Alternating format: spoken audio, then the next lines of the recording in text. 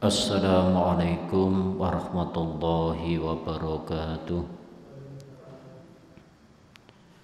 Innal hamdalillah nahmaduhu wa nasta'inuhu wa nastaghfiruh wa na'udzu billahi min syururi anfusina wa min sayyiati a'malina.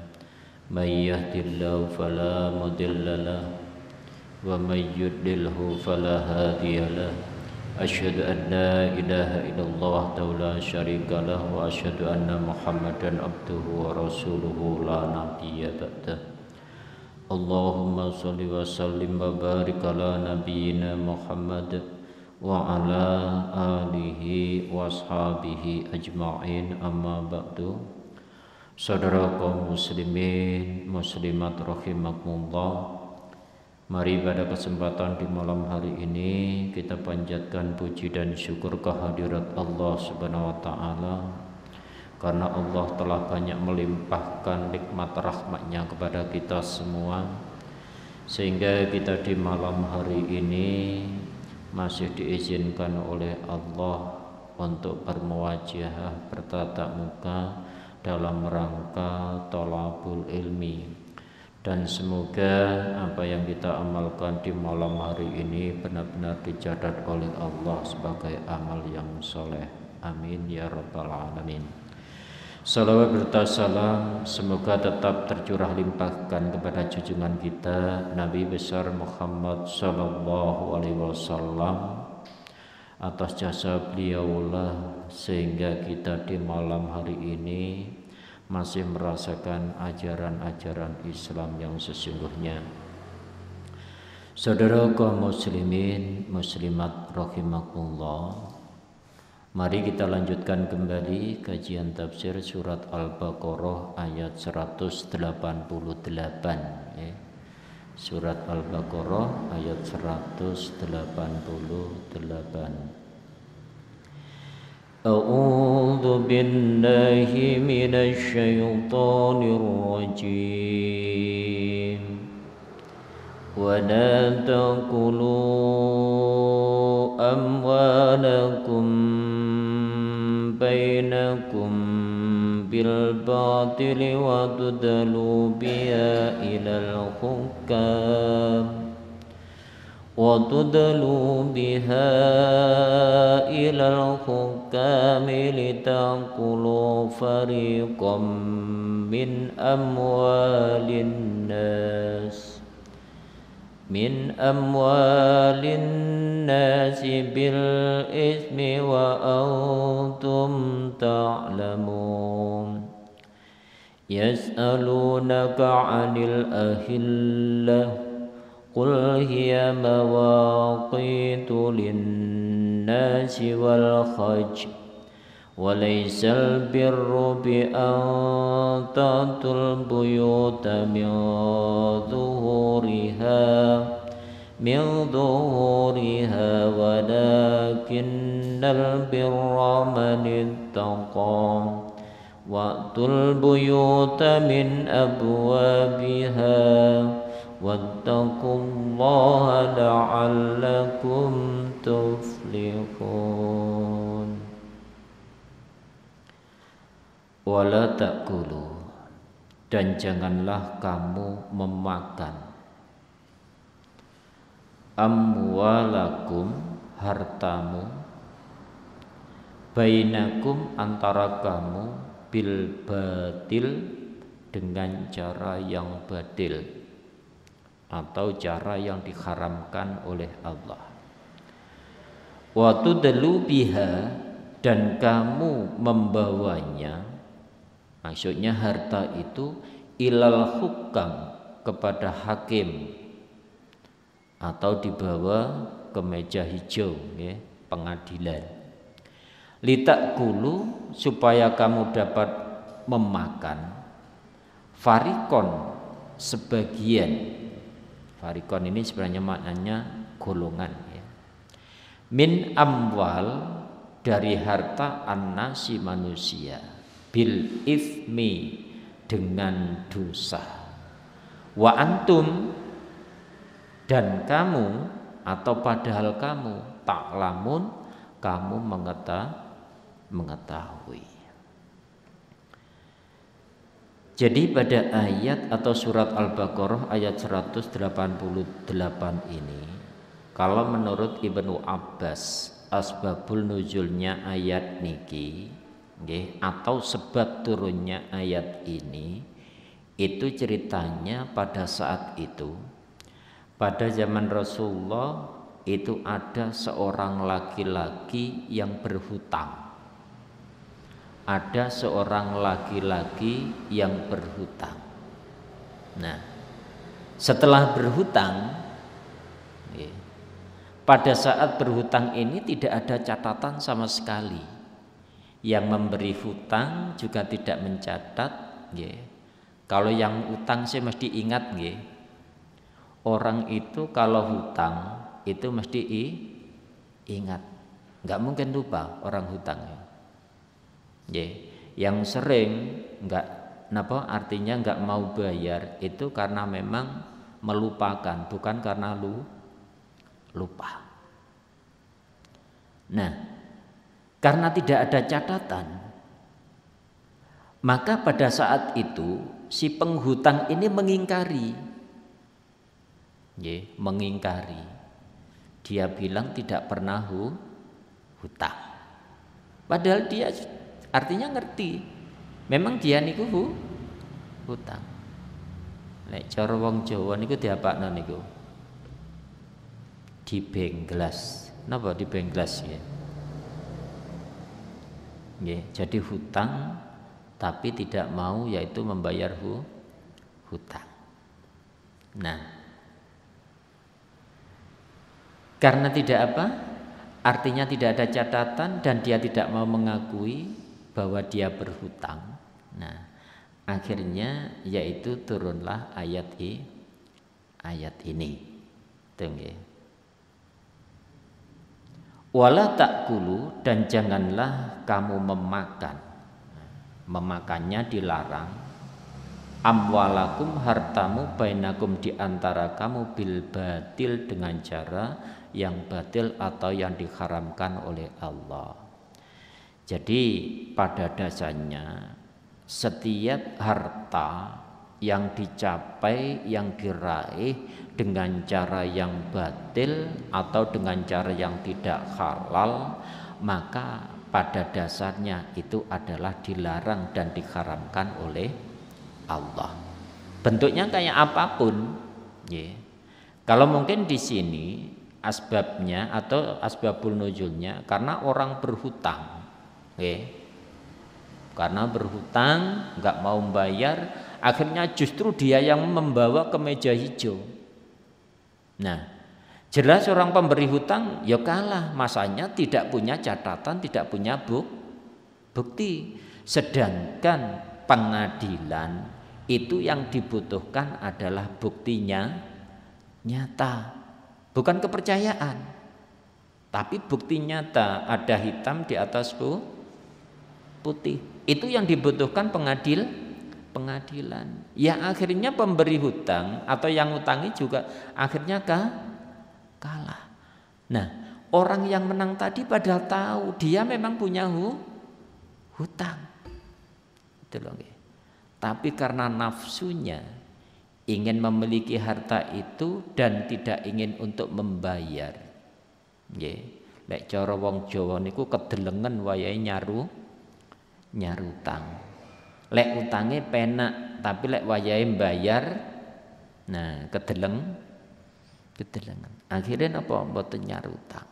Tahu dia berada pada posisi yang salah. Atau kalau contoh lain, misalnya ada yaitu anak angkat. Anak angkat ini kalau dalam hal waris, ini kan tidak mendapatkan harta warisan. Kecuali kalau memang dia itu dihibai atau diberi. Ternyata kadang-kadang karena tidak punya hak, akhirnya sebelum kematian bapak angkat dan ibu angkat, Kadang-kadang terus tanah itu, warisan itu sudah diatasnamakan dirinya. Itu berarti sama dengan ayat ini. Nggih. Jadi tidak boleh memakan harta yang bukan haknya dengan cara yang batil.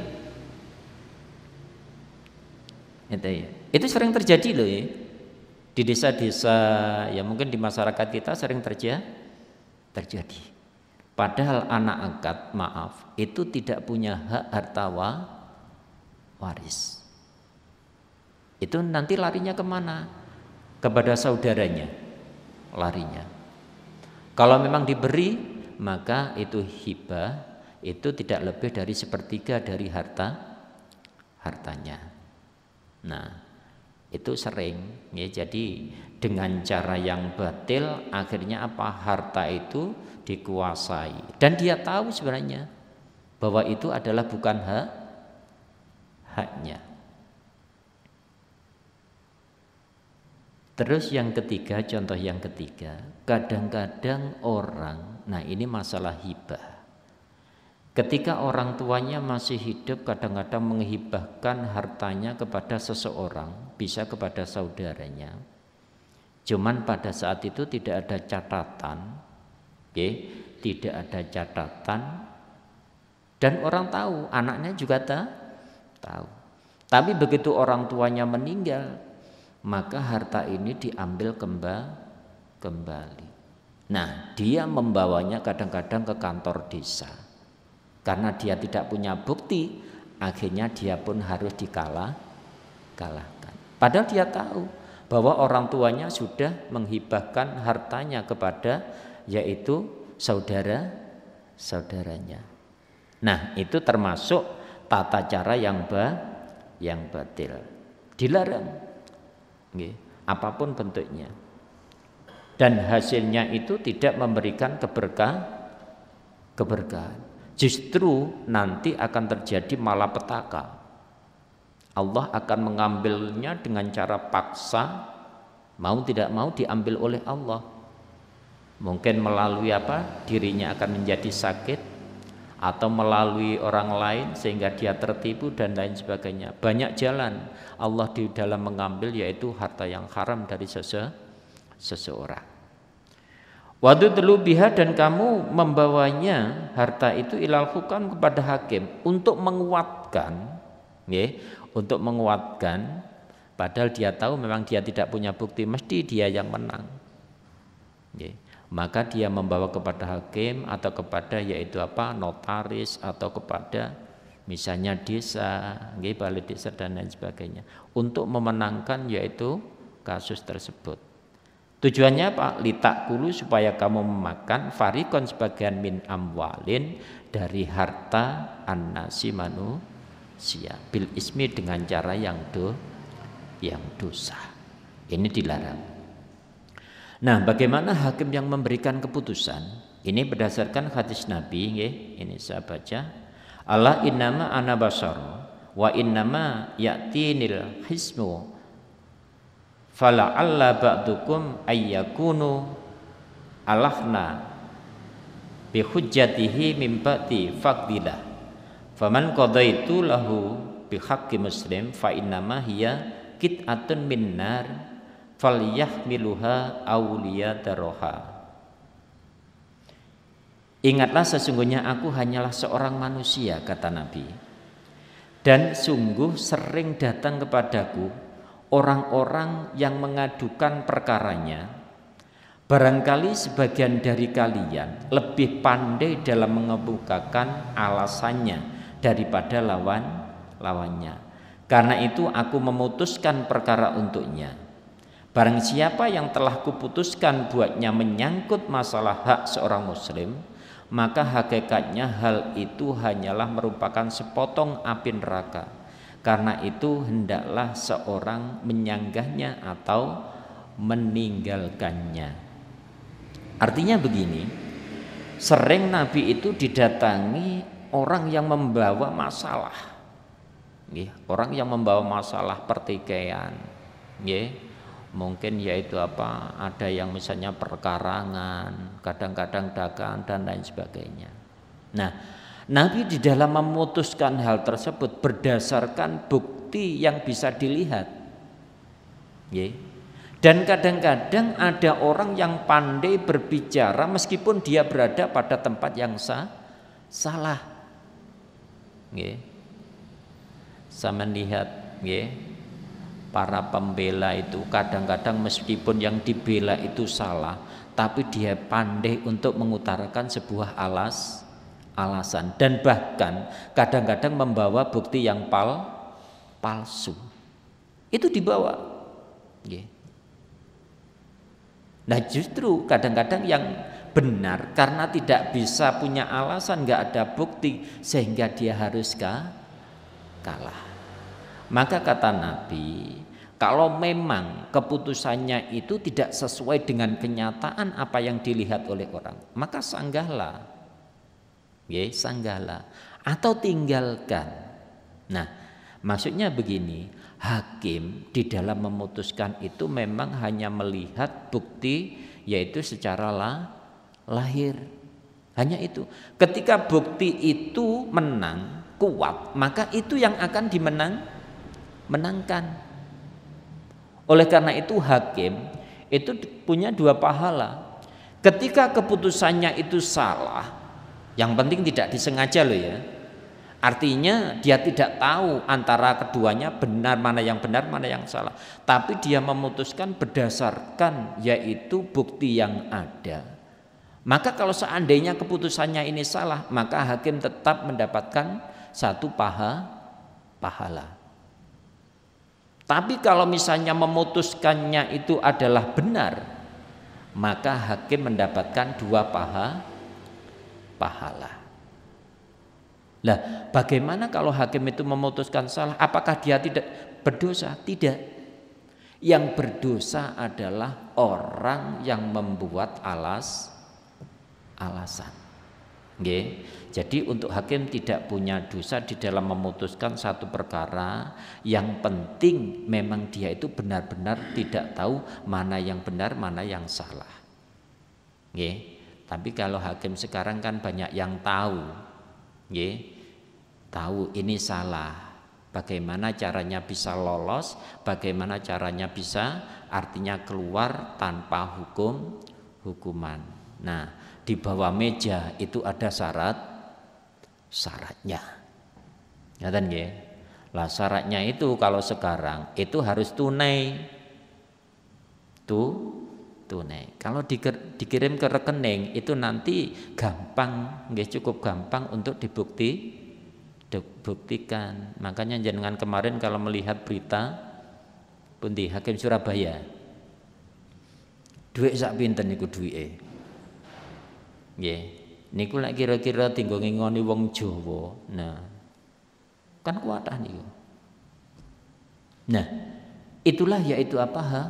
Hakim. Jadi hakim punya dua pahala. Kalau salah pahalanya satu, kalau benar pahalanya dua.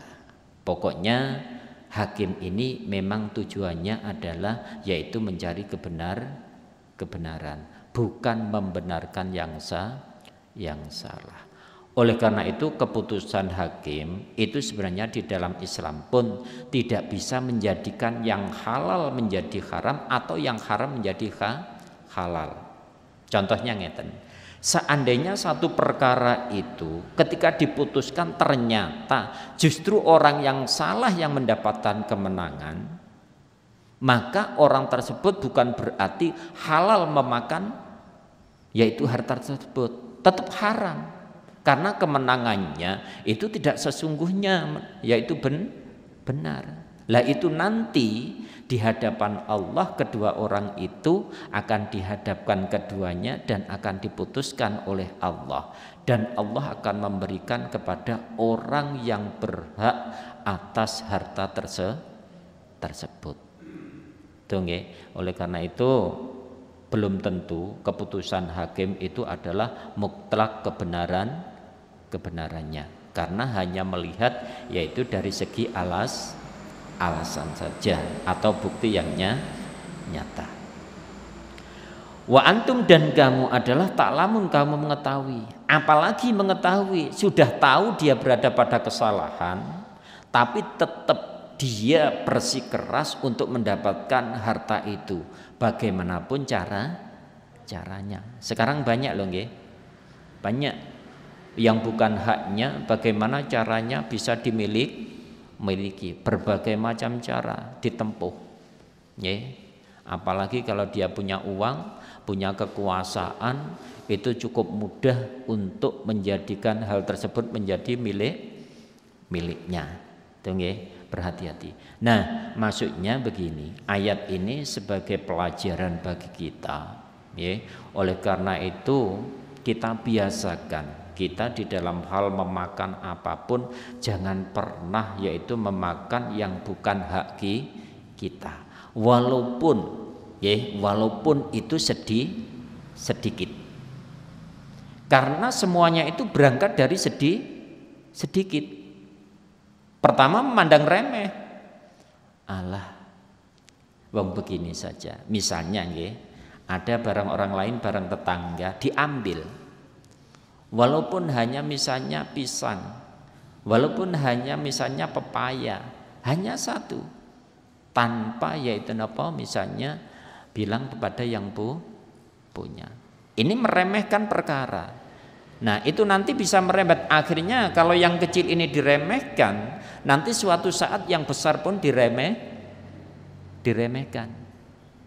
Nah, jiwa kita, hati kita itu harus kita latih, jangan sampai yaitu apa?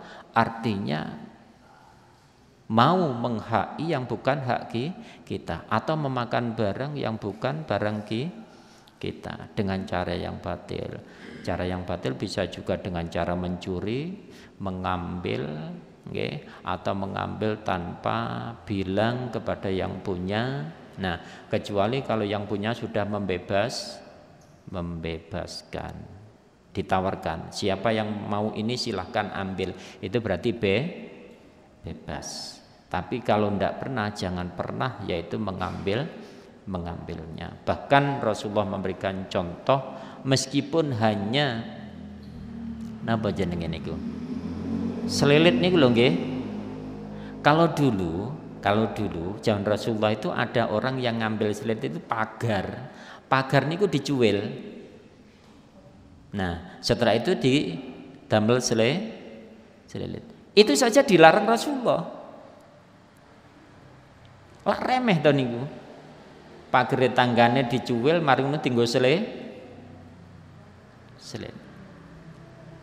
Ternyata itu dilarang oleh Allah dan Rasulnya. Nah, oleh karena itu jangan menyepelekan hal-hal yang remeh atau yang kecil. Sehingga kalau hati kita terlatih, terbiasa untuk tidak memakan yang bukan hak kita, kita lebih takut kepada Allah daripada kita makan yang itu nilainya enggak seberapa, tapi itu nanti akan menjadi api neraka di dalam tubuh kita. Orang kalau di dalam tubuhnya banyak memakan yang haram, maka pertama pengaruhnya itu nanti ketika diajak ibadah kepada Allah, dia akan malas. Dia malas, sulit diajak ibadah kepada Allah. Karena di dalam dirinya banyak atau ada yaitu barang yang haram masuk ke darah kita. Terus yang kedua, itu nanti akan menjadi api neraka yang akan membakar diri kita ketika kita kembali kepada Allah. Terus yang ketiga, sholat kita tidak diterima selama 40 hari 40 malam karena makan barang yang haram. Itu sekali. Lah kalau setiap hari makan barang haram, kan berarti setiap hari enggak diterima sholatnya, doanya tidak diterima, sholatnya tidak diterima. Karena apa? Yaitu hanya memakan barang yang haram tadi. Nah, terus akan membentuk kepribadian yang sangat sulit untuk diajak melakukan kebaikan. Oleh karena itu kita berhati-hati, Jadi diawali dari diri kita, keluarga kita, anak-anak kita, jangan sampai memakan harta-harta yang haram. Insya Allah kalau terbebas dari barang yang haram, maka kita akan diberi kemudahan oleh Allah untuk yaitu apa? Artian menjalani ibadah kepada Allah. Yas'alunaka. Niki pun ganti bab niki nggih. Yas'alunaka, mereka bertanya kepadamu anil ahillah, tentang bulan sabit. Kul, katakan Muhammad, iya, maksudnya bulan sabit, mawaqitu, tanda-tanda waktu tertentu, linnasi, bagi manusia, wal haj, dan ibadah haji. Itu nggih. Nah, asbabul nuzulnya ayat ini, pada saat itu ada sahabat yang bertanya kepada Rasulullah, ya Rasulullah, kenapa sih kok Allah itu menciptakan bulan sabit? Bulan sabit niku nggih di tanggal awal juga di tanggal akhir. Cuman nek awal niku ngadep enten pundi? Ngeten nggih. Nah, kalau akhir niku nggih ngeten, sabit. Nah, kenapa Allah kok menciptakan, yaitu apa? Artinya bulan sabit. Maka Nabi menjawab, nggih, berdasarkan ayat ini, hiya mawaqitu linnas wal hajj. Jadi bulan itu diciptakan oleh Allah adalah untuk mengetahui yaitu waktu, terutama dalam hal manusia untuk melakukan ibadah kepada Allah. Jadi untuk menghitung waktu, maka disitulah ada yang namanya bulan. Okay. Kalau istilahnya sekarang ada bulan Masehi, ada bulan Hijriyah. Okay. Kalau bulan Masehi mungkin jenengan hafal, okay. Mulai Januari sampai Desember. Niku mesti apal. Okay. Masanya aktivitas kita setiap hari. Okay. Mulai nyarutang sembarang itu tanggal Masehi, makanya hafal. Tapi lek tangan apa bulan Hijriyah itu jarang yang hafal.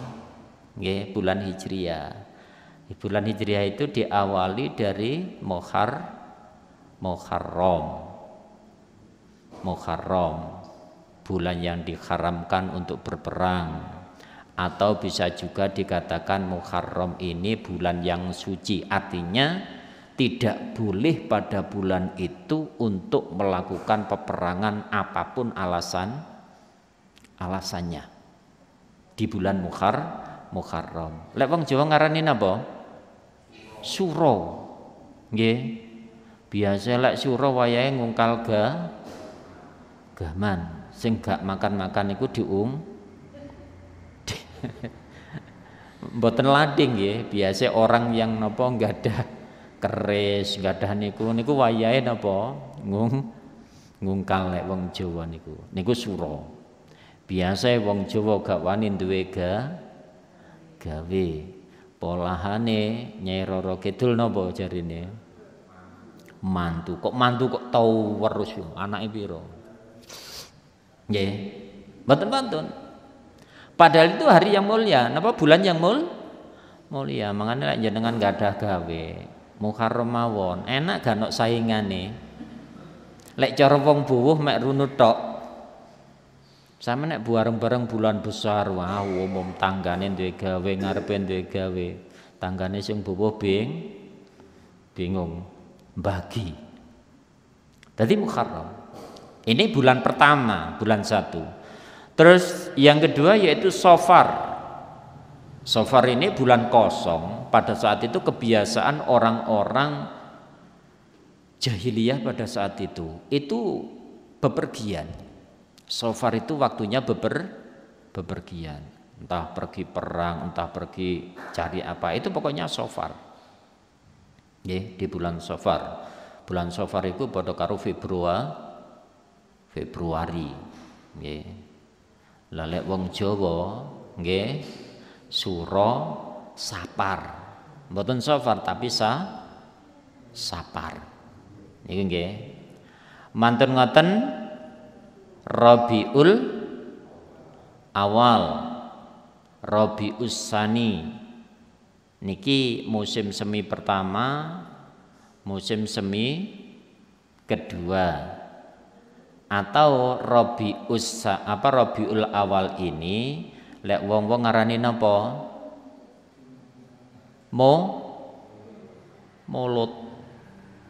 Maulud aja nggih. Maulud hari kelahiran Nabi.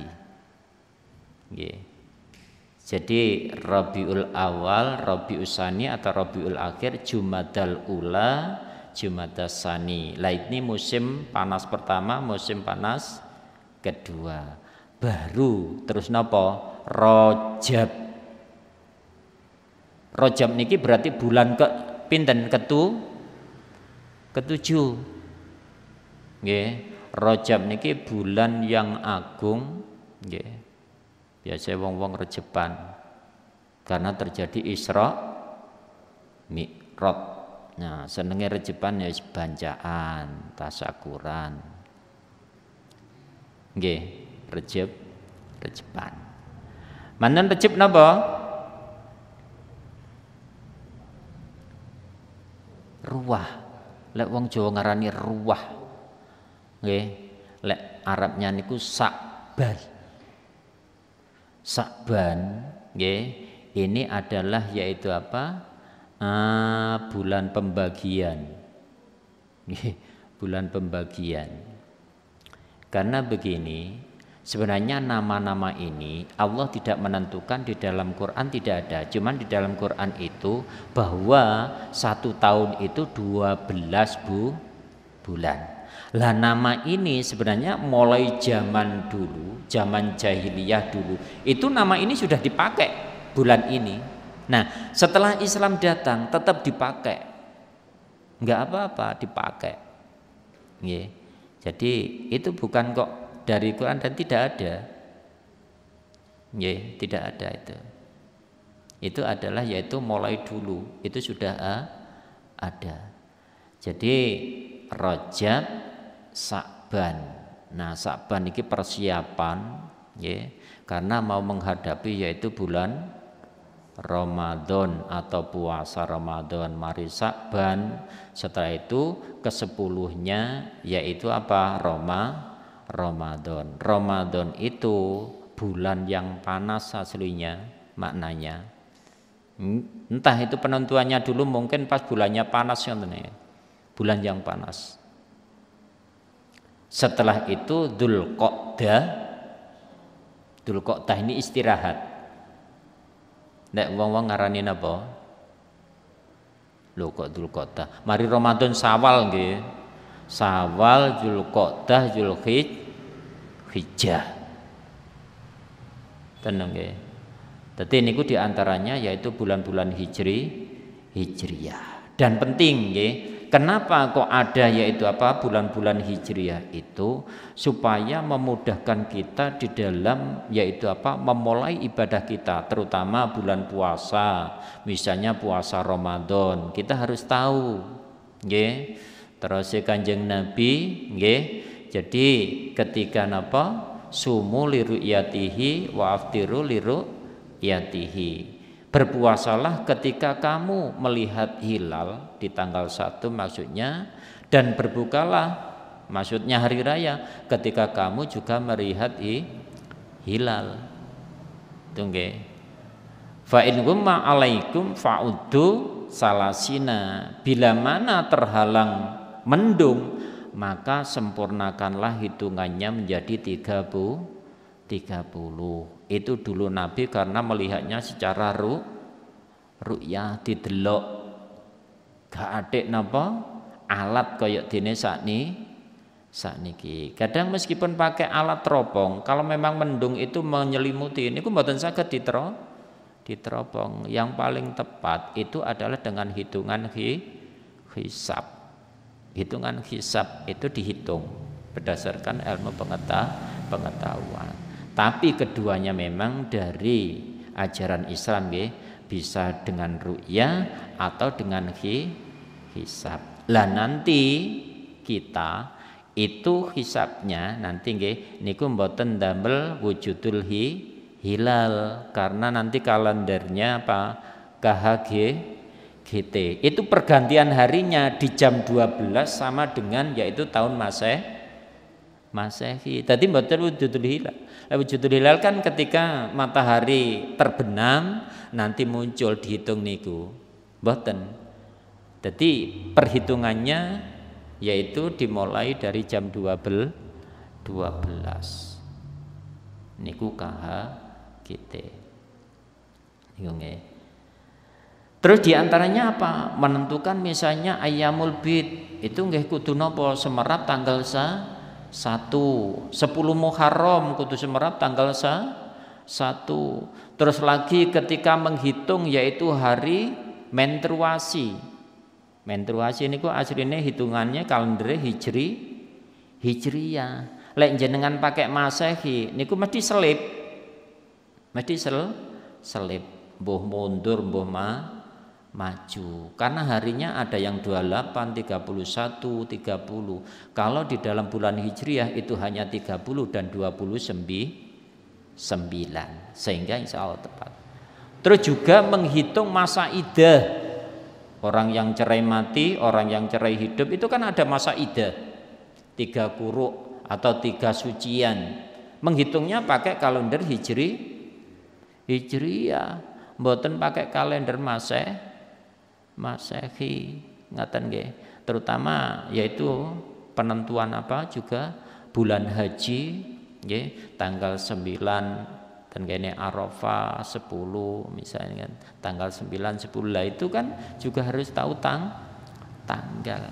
Oleh karena itu nggih, bulan Sabit itu diciptakan oleh Allah itu karena untuk mengetahui yaitu bulan dan tanggal untuk yaitu apa menjalankan perintah-perintah Allah. Karena ada tanggalnya, misalnya 10 Muharram, okay, atau puasa Arafah di tanggal 9 Zulhijjah.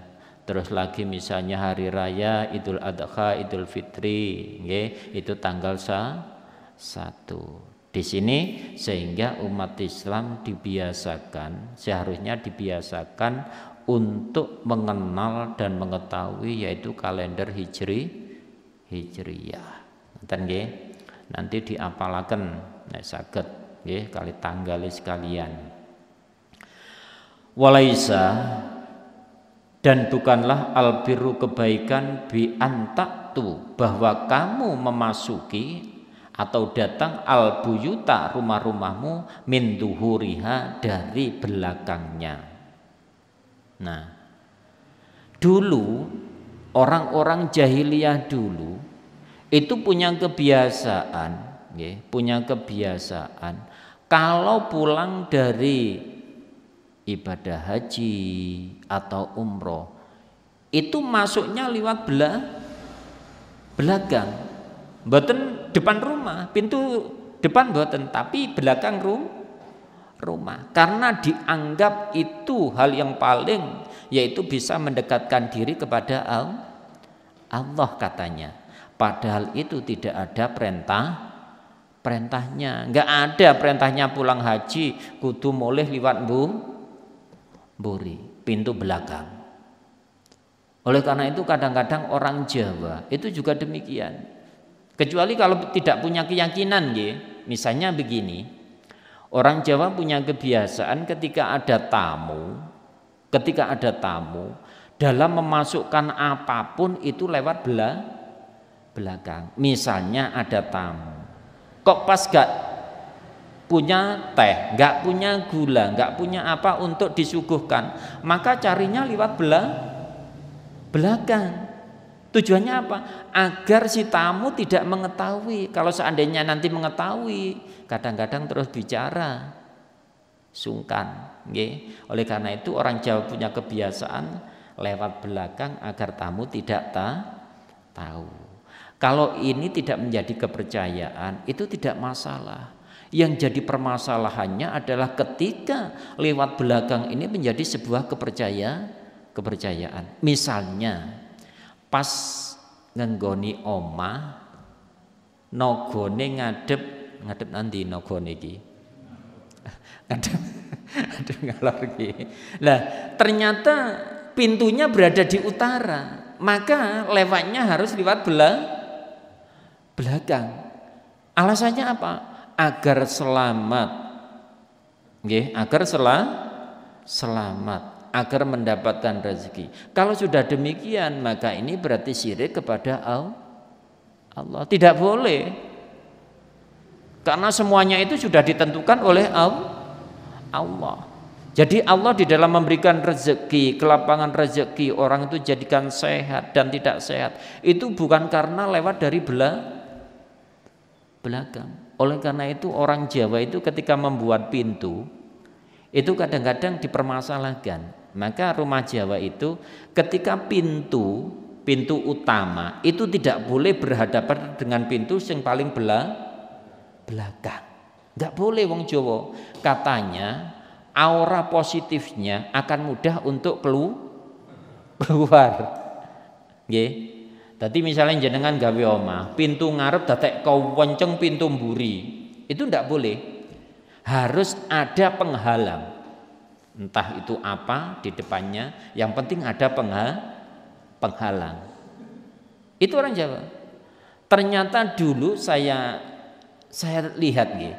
Ternyata dulu itu kalau demikian, pencuri dulu itu kalau lari itu cukup gampang ketika rumah itu los. Mboten menggak. Dulu kan banyak pencuri toh. Lek saiki pencuri mboten mlebu omah. Nggih tambah lek mlebu niku malah lek ruwame ku mlebu, lek sepi mboten mlebu. Pencuri sakniki golek sing rame. Lek sepi malah mboten purun. Gak berhasil. Nah, atau pintu yang membelakangi WC, pintu kamar mandi. Itu auranya akan hilang. Atau pintu utama membelakangi jendela yang sangat besar. Oh, angel aturane wong Jawa niku. Gitu. Lek awake dhewe manut Islam kan gampang. Pokoke lek gak ono perintah, gak ono larangan, ya wis awake manut nek kono. Lek diperintah ya dilakoni, mboten diperintah ya wis mboten dilakoni. Penak. Nah, kebiasaan ini orang dulu begitu. Makanya bukanlah kebaikan ketika orang itu memasuki, pulang dari haji, pulang dari umroh, itu masuk dari belakang. Bukan itu kebaikan. Tapi kata Allah, walakinnal birra manittaqa. Jadi orang yang melakukan kebaikan, kebaktian kepada Allah itu adalah orang yang bertakwa.